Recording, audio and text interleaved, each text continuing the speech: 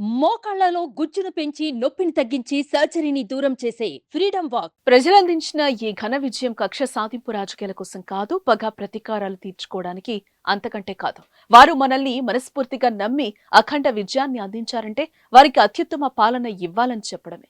నేనెప్పుడు ప్రజాస్వామ్య స్ఫూర్తిని తప్పి ప్రవర్తించలేదు. గత ప్రభుత్వానికి ఇది అర్థం కాలేదు. ఇప్పుడు అధికారంలో ప్రజాస్వామ్యాన్ని పూర్తి స్థాయిలో పరిరక్షించే బాధ్యతను తీసుకుంటామని జనసేన పార్టీ అధ్యక్షులు పవన్ కళ్యాణ్ భావోద్వేగంగా పలికారు. మంగళవారం ఉదయం మంగళగిరిలోని పార్టీ కేంద్ర కార్యాలయంలో జనసేన పార్టీ శాసనసభ పక్ష మొదటి సమావేశం జరిగింది. జనసేన శాసనసభ పక్ష నాయకుడిగా పవన్ కళ్యాణ్ గారిని పార్టీ తరపున ఎన్నికైన ఎమ్మెల్యేలంతా ఏకగ్రీవంగా ఎన్నుకున్నారు. మొదట పవన్ కళ్యాణ్ పేరును party PSC chairman Tenali MLA Nadendla Manohar ప్రతిపాదించగా సభ్యులంతా ఏకగ్రీవంగా బలపరిచారు. ఈ సందర్భంగా పవన్ కళ్యాణ్ మాట్లాడుతూ ప్రజలకు పూర్తి స్థాయిలో అందుబాటులో ఉండారని, ప్రజలు జనసేన పార్టీని నమ్మి పెద్ద బాధ్యతనిచ్చారు. దానిని సక్రమంగా నిర్వర్తించాలి. నాతో సహా పార్టీ తరపున గెలిచిన ఎమ్మెల్యేలంతా దానిని బాధ్యతగా తీసుకుందాం. We have to bring back accountability in politics. జవాబుదారీతనం తిరిగి రాజకీయాల్లోకి తీసుకురావాలి.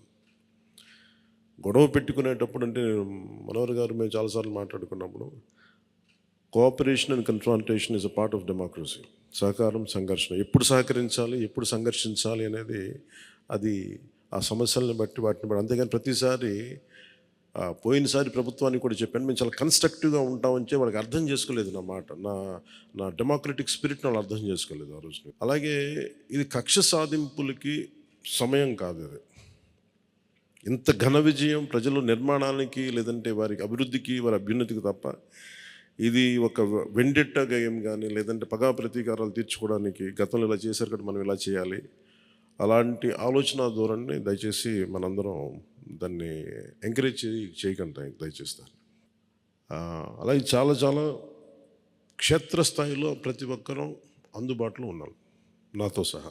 భారతదేశంలో ఎంతో మంది రాజకీయ పార్టీలలో దశాబ్దం పాటు ఏ అధికారం లేకుండా నడిపిన దాఖలాలు లేవు. జనసేన పార్టీ ప్రయాణం ప్రజల ప్రేమ, అభిమానం, నమ్మకం అనే ఇంధనంతోనే నడిచింది. నేను ఢిల్లీ వెళ్ళినప్పుడు చాలా మంది జాతీయ స్థాయి నాయకులు ఇంతకాలం పాటు ఏ అధికారం లేకుండా పార్టీని ఎలా నడిపారని అడుగుతున్నారు. ఇది పూర్తి స్థాయిలో జన సైనికులు, వీర మహిళలు సాధించిన విజయం. ఈ స్ఫూర్తిని, వారి నమ్మకాన్ని మరింత నిలబెట్టుకునేలా ఇక ముందు కూడా మన ప్రయాణం ఉండాలని పవన్ కళ్యాణ్ పిలుపునిచ్చారు.